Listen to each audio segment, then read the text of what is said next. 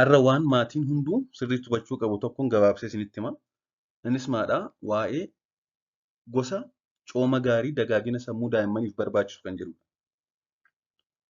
Akka nama guddaa osoo hin ta'in daa'immaniif coomni yookaan faattiin baay'ee barbaachisaadha.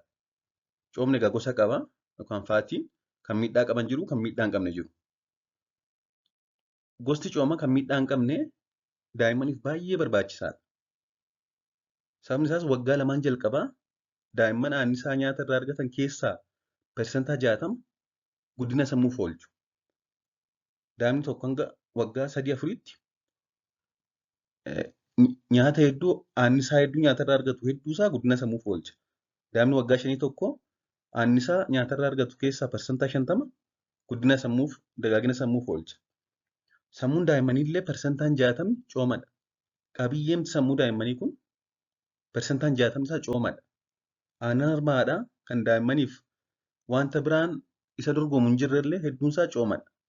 Bishaan hedduu qaba aannan harmaadhaa. Dabalataan garuu annisaan of keessaa qabu keessaa tokko coomadha jechuudha.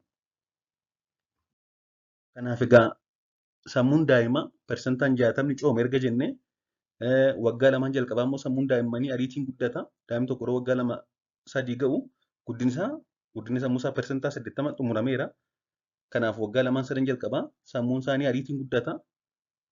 Sammuun isaanii immoo hedduun isaa coomadha.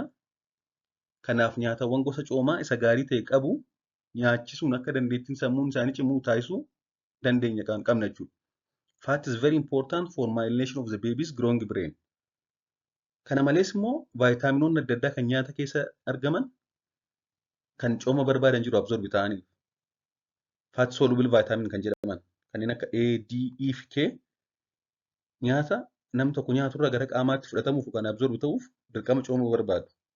Akkasumas coomni hormoonota adda addaa oomishuu daa'imaaf barbaachisan oomishuuf ni gargaara.